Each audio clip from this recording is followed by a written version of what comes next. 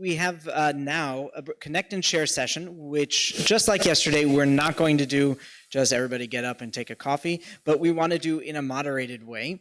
And for that, we have a couple experts, and I'm really looking forward to seeing what they have in store for us. I would like to invite Dave King, who is the General Manager of Europe, and Tanner Bechtel from the Vice President, both from XPLANE. And this is a company that is just, we spoke and heard this morning from Live about extreme openness. You guys love to share everything you're doing, your learnings, your tools, and part of that I heard is also you actually like to use these methods on your family. Yeah. Not sure where that came from, but we do at times. We don't tell them much about it, but we do. Yeah. So please take it away, and I'm looking forward to it. Thank you. Yeah, I'll just add to that we like to give away our tools and techniques, and that's actually what we're going to do today. Might feel like, okay, we're the last speakers in the morning. I can feel some of the energy folks are a little tired, but I'm excited actually to be speaking at this point because we've heard a lot of great and inspiring ideas about what you can do. What we're going to talk about is how you can do this. We've heard some of the how, but we actually, as an organization, we design organizational change, and organizational culture change is a significant part of that. So with this phrase, quick exercise, everybody know fist to 5?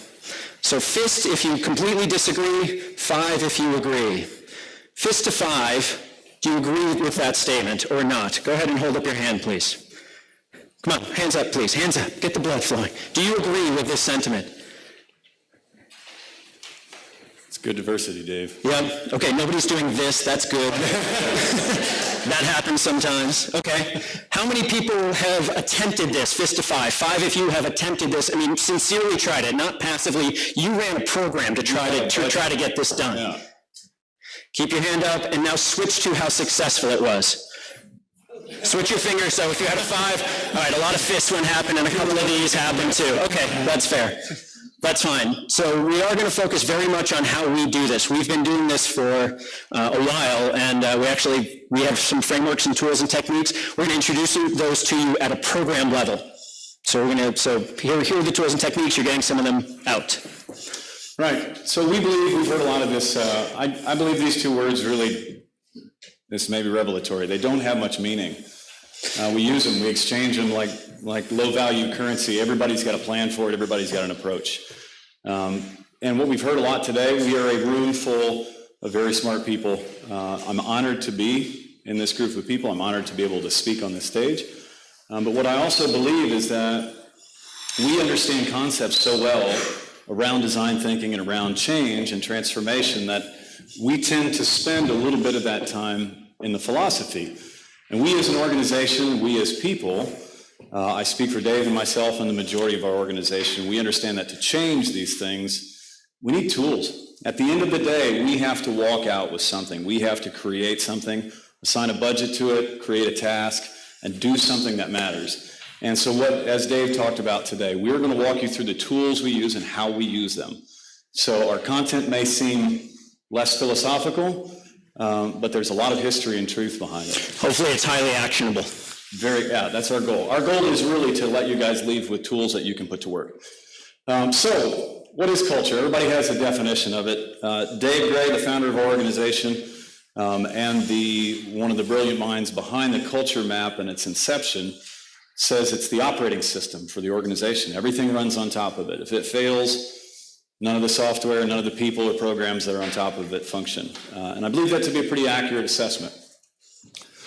We always get the conversation and the question, what is strategy versus culture? Both words are nebulous. Both words have philosophy associated with them, and there's not a very clear divide. And I was asked one time in a conversation around culture mapping and what culture meant to determine the two. And I, off the cuff, said something that I went back and thought, I feel pretty accurately about this. I can stand behind it. And I said that culture is really the landscape. Your strategy is the direction you chose to go. Where are we taking the organization? Where are we taking ourselves? What is the horizon I'm focusing on? And culture is the landscape. If it's paved and simple, the amount of time it takes to get to where you're headed can be straightforward. You can explain it to people. They understand it. The rules are there. There's not a lot of complexity. But moving in that direction when the culture is rough, or complicated or diverse, it causes a lot more problems. It takes a lot more work to execute that strategy. So that is where we see the dividing line between the two. Excuse me.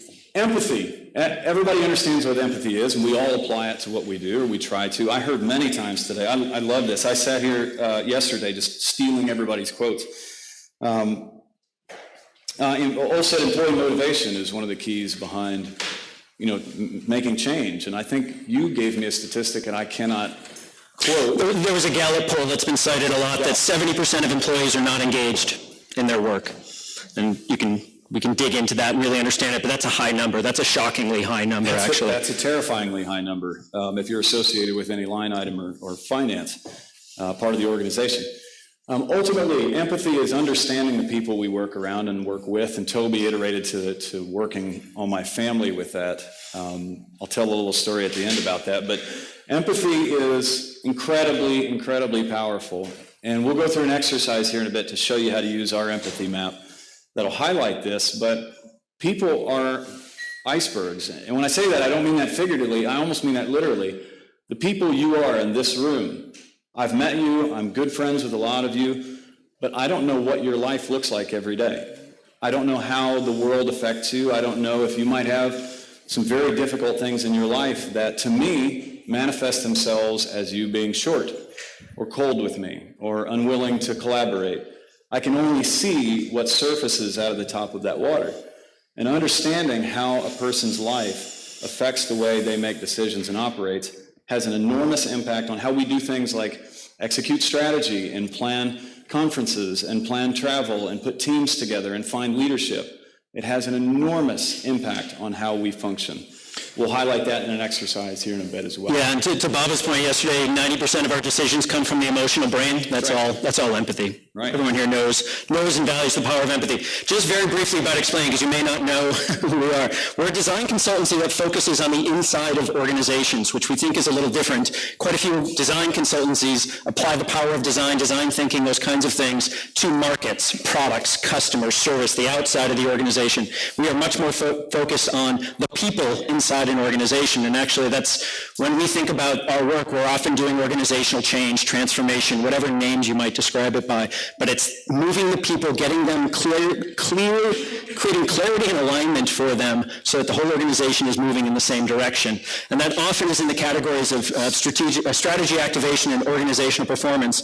In strategy activation, you could put anything on the front of activation. It could be a new process, it could be a new culture, it could be a new customer experience, it could be a new value proposition. Again, does everyone in the organization understand the what, why, and how of that, and how they personally contribute to it? That's really the focus of our work and getting them on board to do that. So that's a big part of designing a culture for an organization and moving the organization in that direction. The way we do this is through two very specific methodologies: visual thinking and co-creation. That is at the heart of absolutely everything we do. We visualize a lot of content and information. We saw some great visuals go by just in the last presentation. And co-creation comes right out of the IKEA example yesterday. People support what they help build. It's the fastest way to move an organization through change is to engage and have them help build their future. It's how you make people soldiers in a process and not victims of a process. That's a huge difference. Right? And that is the shift. For anybody who follows organizational change, this is what's been happening in the last 5 to 10 years. In the last 5 years, it's really accelerated to sort of the new school of change. It's not about command and control and push down and drive adoption and make sure everybody's doing it. It's engage with a vision. We're trying to achieve this. What would you do differently? How would you work differently? What do you need to be able to achieve this so that people engage and say, I'm willing to fight this fight. I'm going to go do this for you. This is our NASCAR slide. We typically do this with Fortune 500 companies. We're doing this at scale and complexity. That's really the main message of this. That tends to be where there's the most need for our services. We've been around 24 years, 2 offices, all that kind of thing. All right. I guess we did have some philosophy in our presentation. We didn't realize that. Let's get into the meat of it. So very briefly, we're inspired by the campfire from yesterday. So doctors talk about how a patient presents, right? So when a patient walks into the room, they describe what's wrong with them. my arm hurts, my stomach hurts, I'm having trouble sleeping. That's usually not what's wrong with them. That's the symptom, right? That's something that's happening outside of them. When we engage with clients, this is, most of the time, they're not telling us what's actually wrong, right? And rarely do they come in and say, culture's our problem. We have a culture problem. Most of the time, they're talking about it in terms of process, or we've got a new strategy that we have to get out there. And they might say, we have a new strategy and our culture isn't ready to support that. Okay, now you're seeing some of the interplay of those things. But again, culture is the operating system. Culture is the oil or sand in the gears of the organization. So when we end up with culture kinds of projects, I just wanted to kind of paint a picture of the kinds of projects we see. Sometimes there are the startups who are scaling, and they don't want to lose what made them special as they scale. Sometimes there are the really big organizations who say, we really need to be more like a startup. So they're trying to meet each other kind of in the middle.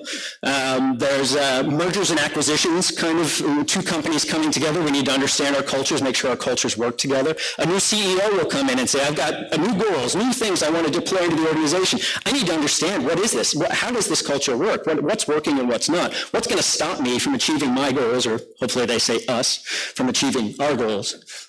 Do you have any other examples? I do. I want this to be well understood, that these aren't projects that, as we'll talk through culture and empathy and kind of a little bit of the approach we use, but these are projects where our partners, our customers come to us, and I'll give one example.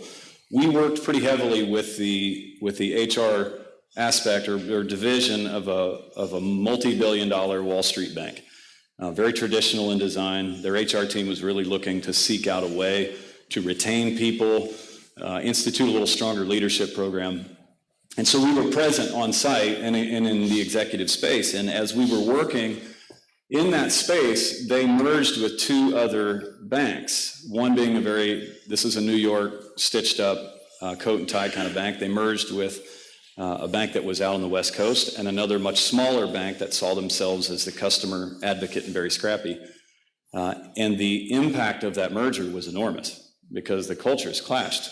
Basic things like telephone calls. I schedule a conference call for 2 p.m.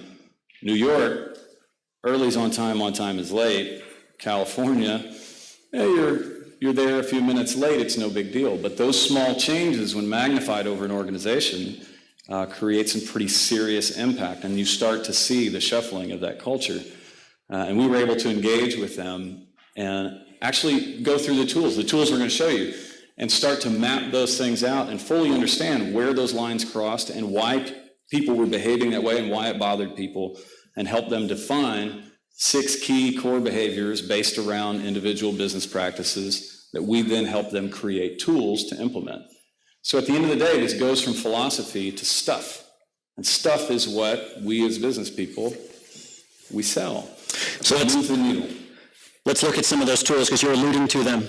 So we're going to talk through these. This is kind of the backbone of the tools that we use. And of course, there are other supporting tools that you'll use in between and in and around these, but these are the main core that we use to kind of describe a programmatic approach to designing organizational culture. So on this side, we've got the culture map, which is used to diagnose and envision an empathy map in the middle, and there are all kinds of varieties of empathy maps out there. There's no shortage of that, to really understand the people in the organization. And then we use the activation curve to plan, run, and measure. We actually use that to really take the whole thing out to actually activate it in the organization.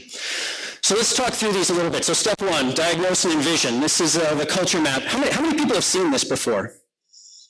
Okay, a few folks, and there's some handouts that have come out. So this was developed by Dave Gray, our founder, in partnership with Alex Osterwalder of the Business Model Canvas and Strategizer. So developed in partnership. It's been in prototype for about the last 2 years. It's gone through a lot of iterations and a lot of visual frameworks against it. And where it's narrowed down is into the 3 categories that are there, and I'll go into those a bit more in detail. But what's great about this is you can use this within a function, across functions, across a whole organization.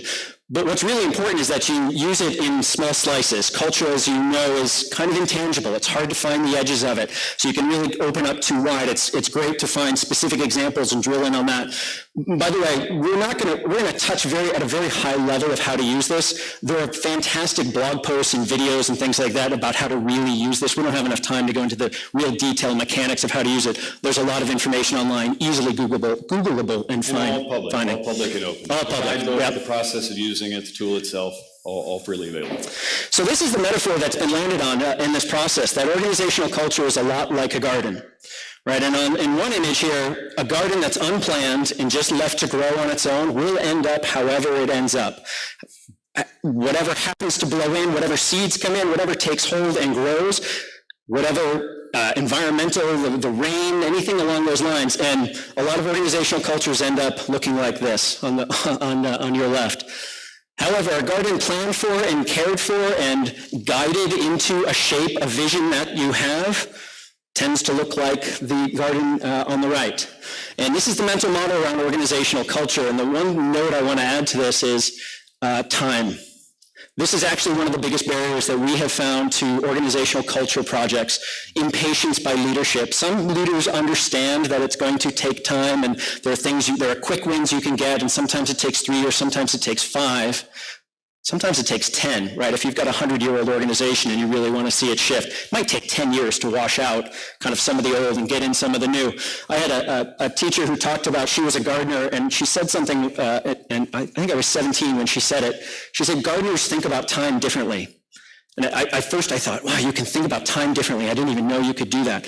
But it's that idea that I'm going to start with something, and what I put in place now or a year later, it still may take 5 years, 10 years, right? The big glorious European gardens can take 100 years to reach full maturity, right? That's a little extreme, but you get the idea. Time is an important part of this. So as we go through this, we're going to use garden as kind of the mental model. In fact, we'll throw a tree right onto it. So I'm going to walk you through a bit about the canvas itself and then walk an example through this.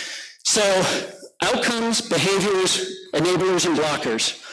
We always start in the middle around behaviors. These are the things you can see in an organization. This is what people do every day. It's how they treat each other. It's how they do their work. This is the very visible layer of an organization. And frankly, that work drives your outcomes. And the outcomes you can think of as kind of it's the fruit. It's what you harvest out of the organization. They are the results that you actually get.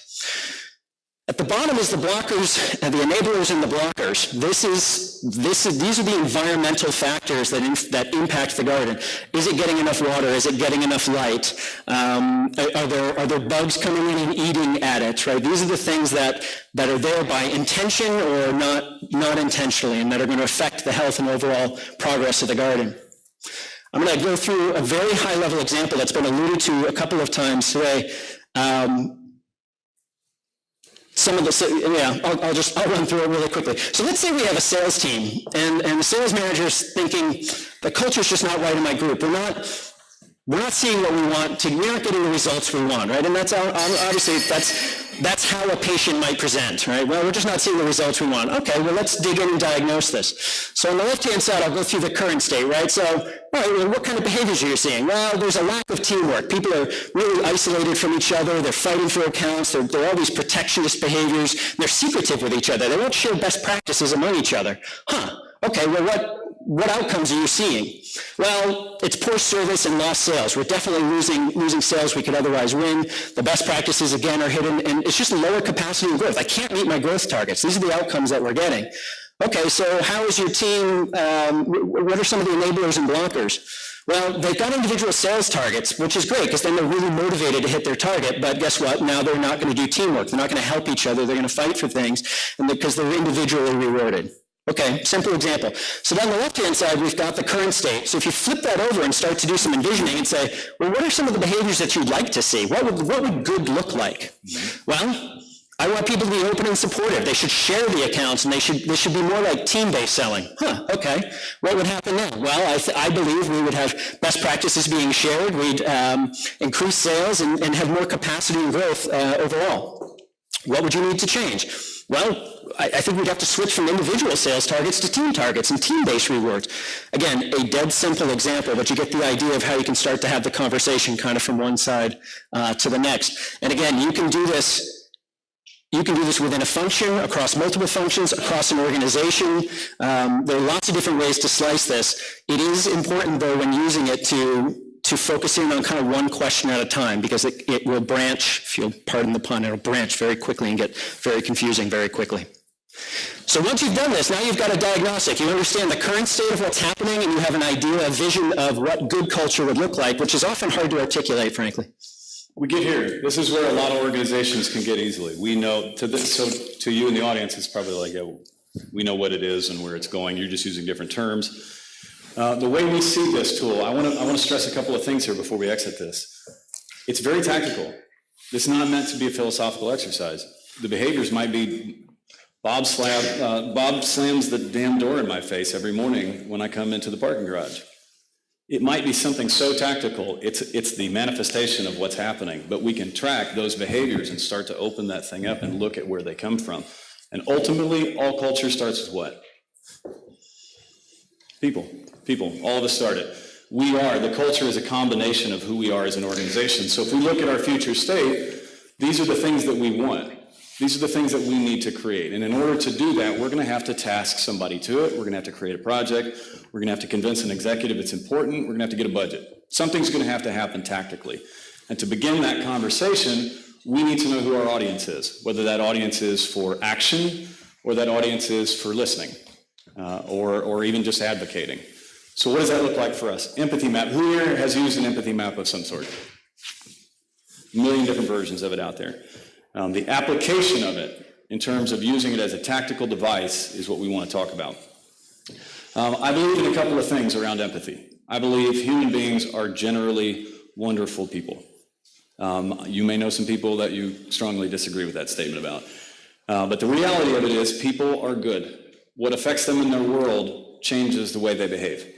And thinking back to that iceberg concept, we have to understand and look at people that way. And it's been 2 or 3 years ago, I was in Rhode Island and I was asked to do a workshop on human empathy. And I had about 28 people signed up for it, and I had my empathy maps and I was going to have them conducted. And I went and checked in at the conference in the morning, and I had almost 300 people signed up for the session. I thought, what am I going to do? Because there's no way I can walk people through this. And I thought, what's a profile? How can we have a group session on a person or a character that everybody might know? And I could only draw one character. And so that character became Bart Simpson. So is anybody in this room familiar with Bart Simpson? Yeah, I figured as much. Okay. Anybody not? Excellent. Good assumption, Dave. Okay, so I said, who is Bart Simpson? I asked for descriptors. This was to drive home the impact of how do we see people. So if I asked you to describe Bart Simpson, what would you say? Phrases, words. What is he? Troublemaker. What is he? He's a punk. No filter. Right. So these are actual terms that I pulled. I did this at World Bank in Washington, D.C., and it was a very controlled, very stitched up audience. And I, of course, when you present Bart Simpson's butt to the World Bank, people tend to take notice of it and start to engage. So they gave me these terms. Now, these are all from a picture I had from a slide from doing that. So this is what I said. Okay, now we see Bart. We see him as he's disobedient, he's rebellious, he's a trickster, he's all of these things. His behavior manifests in all of these ways. And it's evident, it's inarguable. But let's talk about him. Let's see what his world looks like. I do my empathy map a little bit differently, a little bit differently than our standard for the organization. I talk about what does he see. So in Bart Simpson's world, what's he seeing every day?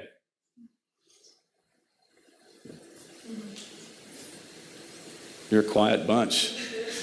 It's almost lunch, isn't it? Huh? Right. He's watching violent cartoons. He's got a lazy father. He's got a somewhat unhappy mother. He's got a huge potential to get in trouble. This is what he sees. He sees a lot of this. And so when you're running through these empathy maps with people, get the tactical. Break out a philosophy and talk about the real things. What do they see? They see a 800, that's a crazy story. I got to focus. They might see an 800-foot walk from their car to the front door, but the senior vice presidents, they get to park undercover right in the front. Little tiny things. What do people see in their world? You want to capture those. So what do they hear? Same direction. he sees mockery, or he hears mockery. He hears Lisa and Maggie constantly being revered for their talent, which he may not have. He doesn't have any obvious, socially appreciable talent. And he hears argument a lot, and he hears judgment. He's yelled at. He's people doing what you just did when I asked you who he was, right? They're prejudging him before his behavior even sets in, even though he's earned that right. Okay, now what does he say in response to that? What does he say? You guys just don't want to say it, do you? Eat my shorts! Yeah, there you go. All right, eat my shorts. Which totally didn't make the list, by the way. These are all real things. These are from a session at World Bank. But essentially, he's sloughing responsibility. He's loathing outcome. He's lying. He's telling people to chill out and relax.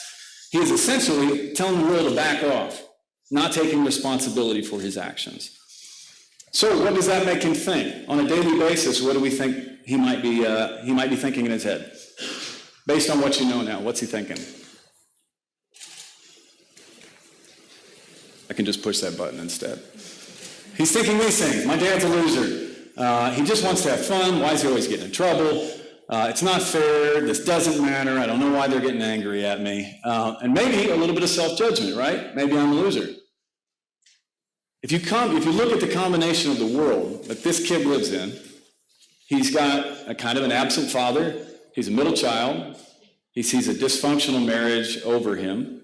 He's got little chance to ever turn out good in school. He's got very little in his world other than trouble that ever really gets him any attention. Right? So what do you think he might be feeling? Frustration? Invisible. What else? Worthless. Yeah. This is Bart Simpson. This is a two-dimensional cartoon character. Now, if we wanted to connect with Bart, if I'd asked you how, if we were his manager, we would have connected with Bart at the beginning, we probably would have said, well, he needs structure. He needs, he needs to be very engaged, and somebody needs to monitor his actions, and he needs to be incentivized. Got to isolate that guy. He's really a troublemaker in the organization. How would we approach him now, knowing just this basic stuff? What was that? How was it? Hug him.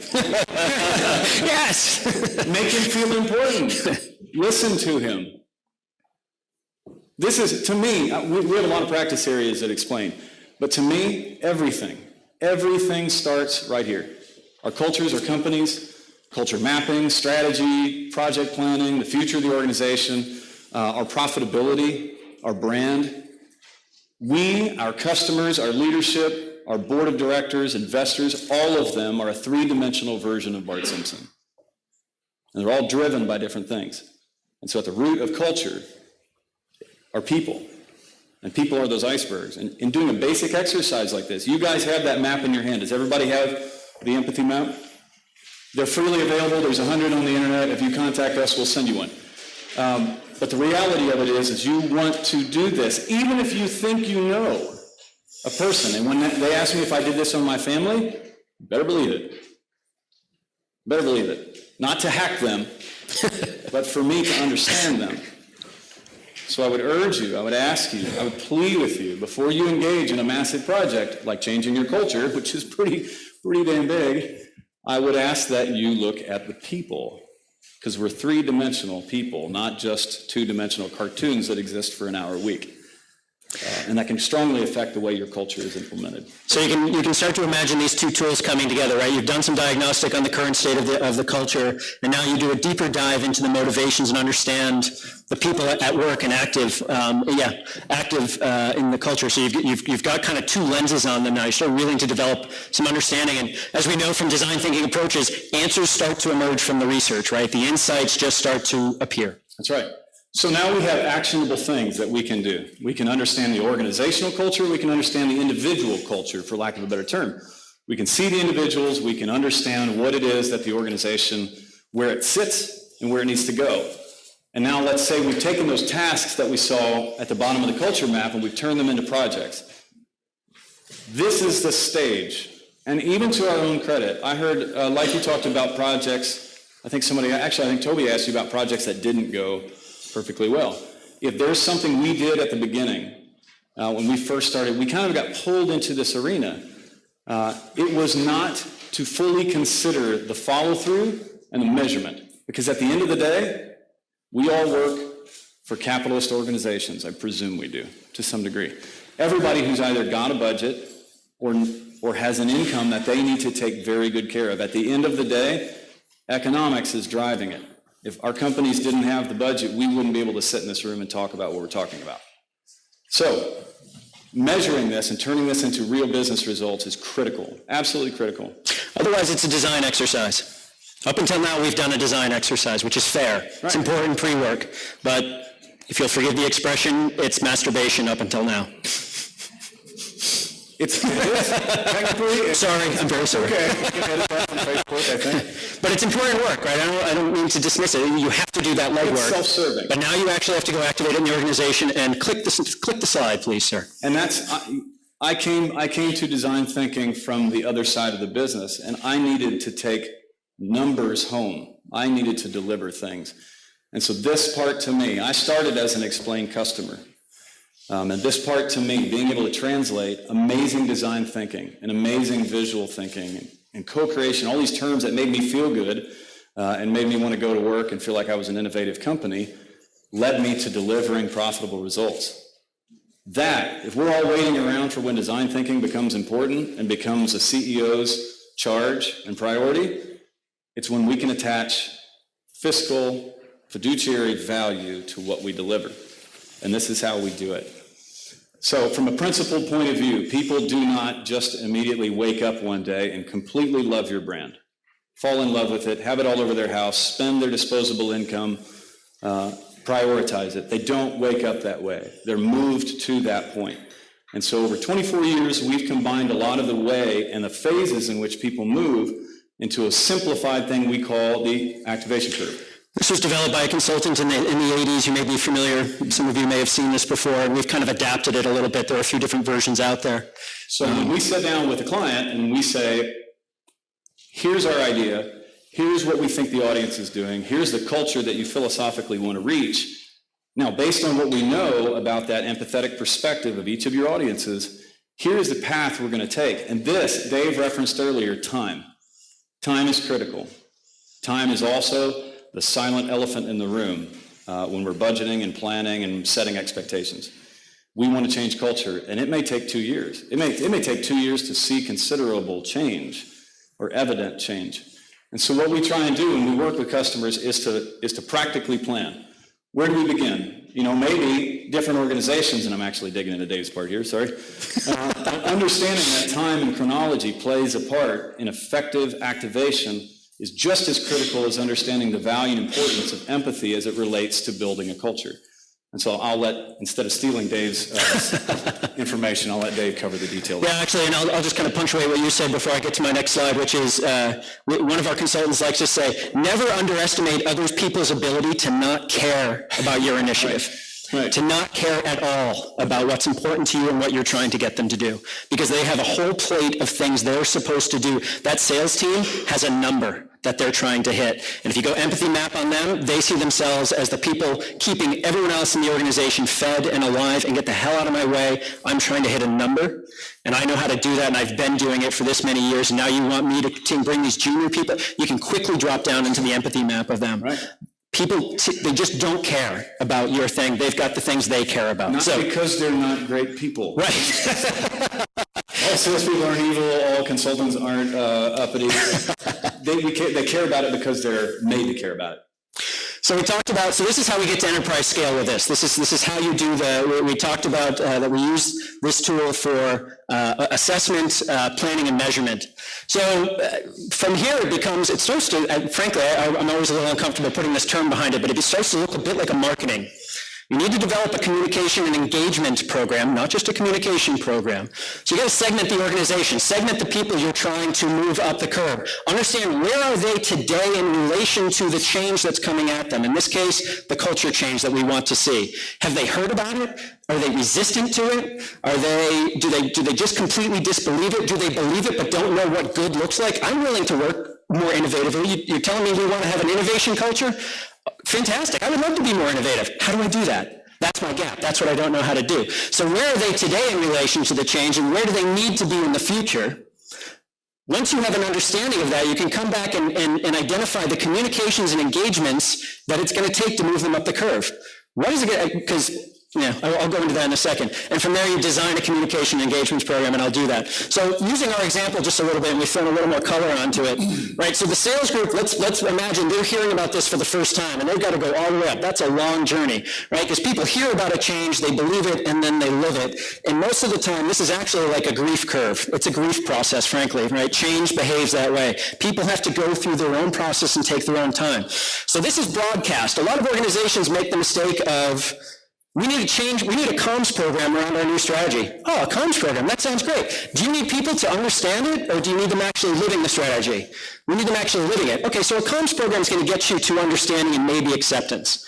But that doesn't mean that they know how to get all the way up and actually start behaving and working differently. That's a different exercise. Through the middle part is the believe it. That's where people kick back. This will never work. Team-based selling will absolutely never work. You can't saddle me with these younger junior people. I've got a thing I'm trying to do. This is where they fight back. This is the grief curve. I'm trying to think what the analogy would be. The bargaining, the denial, that sort of part of the grief curve. And up at the top is live it. Okay, I'm convinced, I'm won over. I can see where this is. I'm ready to start doing it. So communications, engagement, and then at the top is typically tools and support. We'll show you this in a second. We've got a comms and engagement plan on the next slide.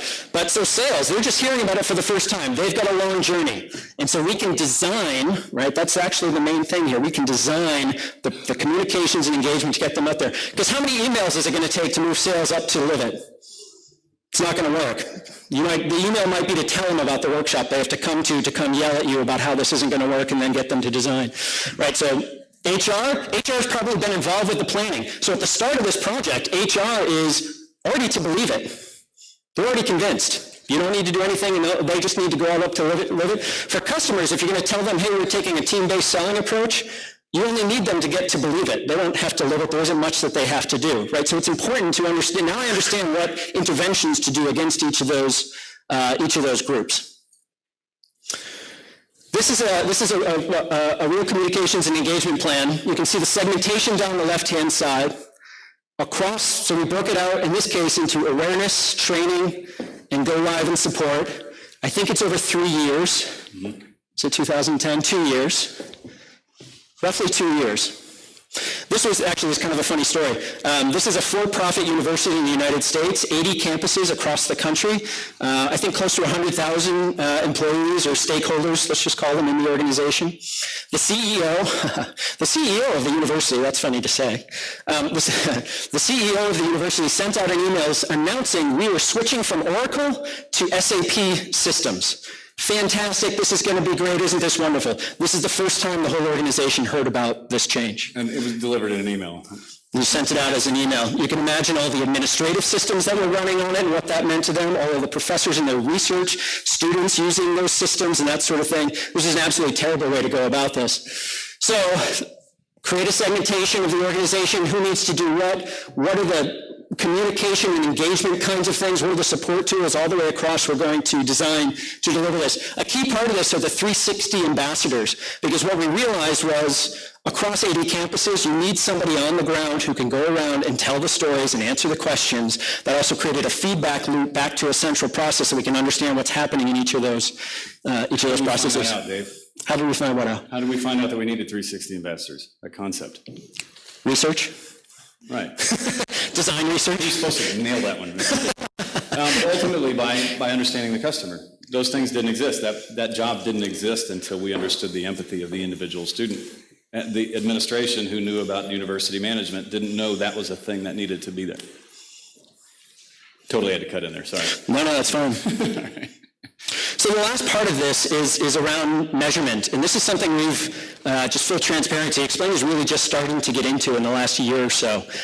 In the past, we've tipped into it a little bit, but it's been on a case-by-case basis. We're forcing this more and more on our clients. The reason I say forcing is because, well, there are a few reasons. Clients sometimes don't want to measure. They don't want the spotlight. They don't actually want to put their neck out that way and say, I spent this much money and got these results. We think that's problematic, but we can have empathy for that.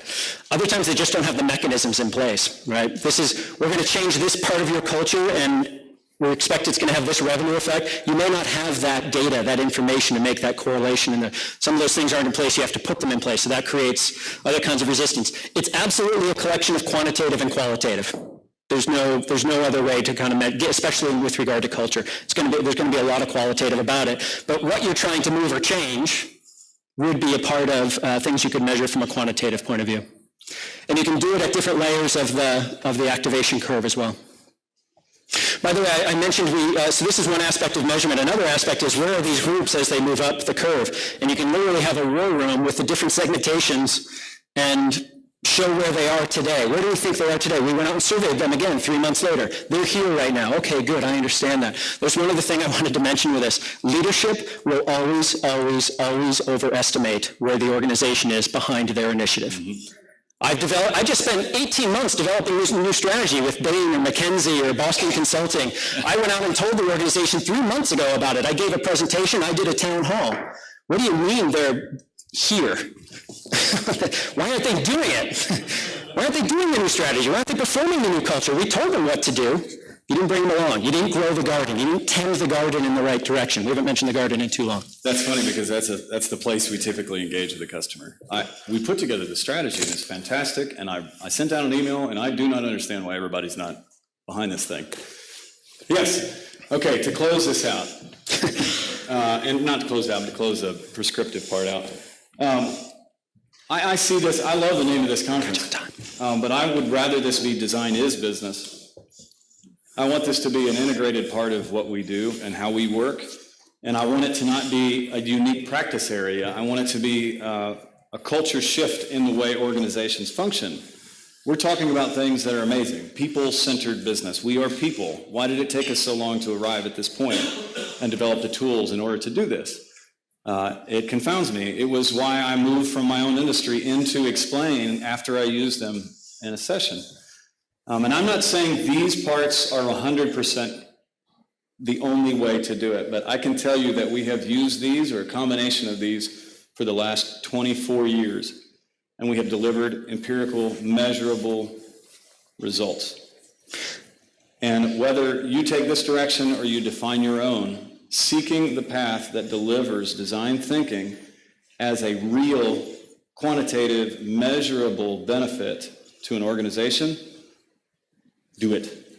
Yeah, do you know, can I add something to that? So for a long time, we got stuck in the trap of trying to, what we called sell our technology. I'd be curious if you've anything similar at IDEO like this, where we went out and talked about co-creation and visual thinking, co-creation and visual thinking. And an executive's face is just like, I don't care how the hell you do it. If you can move my organization from here to there, fantastic.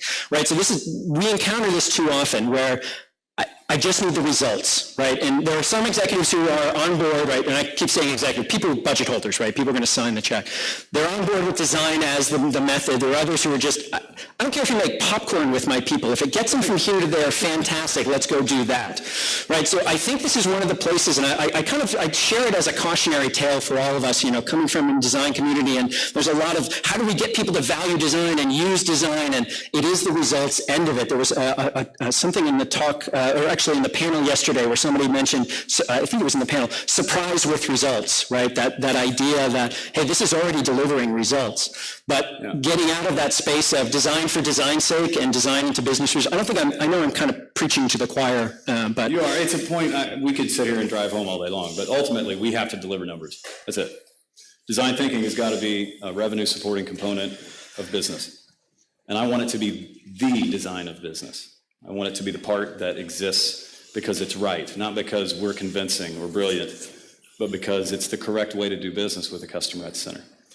So plan and envision where you're headed, know what you want to get to and know where you are, understand the audience, and then develop a program that's realistic about timeline and what you are going to deliver and what you are going to change. And if you combine those pieces together, we take design thinking out of theory and move it into fundable, budgetable parts of organizations. And plannable. You get the type A suddenly understand. I see how type 1 from Bob's talk yesterday. I understand how this becomes something. So we want to leave some time. Can we do that, Toby? Do we have a few minutes? Okay. We tried to be mindful. We actually stopped under time. How about We that? did. I feel like between he and I, you have no idea how challenging that was. We definitely want to open it up. Sorry, you're running this thing, not me. Go ahead. You don't need me for this. I want you for this. This is the great part. You're what It's they're running on waiting its own. So we have a couple minutes for question Sure. and answer, just to let people know. After that, I just need to do a little bit of housekeeping, and then the doors open, and you guys run free into the afternoon. So don't run free until I've done my... Sit in the back. No lunch. So question and answers, please. Okay, thanks, guys. You've inspired me to empathy map at home with my kids. It works. It works very well. Thank you. Start with your spouse so you get more traction that way. I don't know if I want to go that far. No. You better be co-creating that with you, otherwise you're in trouble. All right. Well, my question, though, is empathy mapping at enterprise scale. It's a practical question, but how do you do it? Okay, I can answer that. Go ahead. Come on. Go fast. You have 30 seconds. Empathy is what I love very much. So we talked about people. We used BART today. But what we can do, what we do at enterprise scale is we'll say, we start with a who-do. People familiar with that? Like, who's our audience and what do we need them to do? We want to change the world. Who are they? What do they need to do? Sometimes they just need to say, okay, approve it. We break down those audiences by generalization. So say in that map, in that task list are sales managers, sales directors, the vice president of sales, and maybe I need the CMO's blessing because we're going to use their budget. I take CMO would be a person, sales leaders would be a composite of what they see in the world we know. And the way we do that is when we go through an empathy mapping session, we don't do it individually. This is a big component. This is something valuable. Organize a team that knows different parts of that person or that audience you're dealing with. So if you've got somebody that deals with them, who takes the sales orders? Who manages them? Who does their expense budgets? Who does their travel booking? So bringing the customer. It's bringing together the cross-functional teams, the subject matter experts who know the audience, as well as the audience themselves. Simple answer is do it by segment of audience. But co-creation, absolutely co-creation. And sometimes we'll do it with people who know them, and then you do it with the people, and then you can use that to cross-reference with each other and see where there's alignment and where there's not. That can be insightful too. Does that answer that? Yep. Excellent. Back here? Back, yep. I have another practical question regarding the activation plan. Mm-hmm. So for example, in the believe it learning steps, that's the second step here, believing it, live it. Yeah. Yeah, and the second second phase. Yeah. Believe it? What would be a concrete example how you get people to learn and where do you defend the new idea? I have a really great example for that. It's almost always, I'll start with this, it's almost always bringing people together face to face to talk about it and fight about it and grieve, frankly. They don't know they're grieving, but they're grieving. So we're helping UPS activate their enterprise-wide strategy, a 5-year new strategy. We actually designed a board game for them to play the strategy with real game mechanics that you can win and lose. UPSers, as they call themselves, are highly competitive people. So you bring together their top 250 executives, they get together, they sit around and they play the game and they win and lose at it. And as they sit down to play the game, if I'm the head of HR, if I'm the head of IT, if I'm the head of finance, I can play that game equally, as I can understand it from my position. Now, and we actually measured this. Coming into the room, they understood the strategy at about a 20% rate. By the time they left, in one day, that moved to 80 or 90%. I understand it and how it relates to my job and what I'm going to go do with it. So it's typically that kind of engagement, let them get into the content and that sort of thing. That's a case where there's organizational change. They're not resistant to it, they just don't understand it and how I'm supposed to go about it, which is a key understanding in that process. We did some stuff at P&G too, but we'll talk about that after. But there was a campfire. That was the thing I wanted to mention. There was a game that ran a campfire. So unfortunately, I need to play the bad guy here. We'll get you back on time. And so big round of applause. Thank you for the inspiration. Thank you.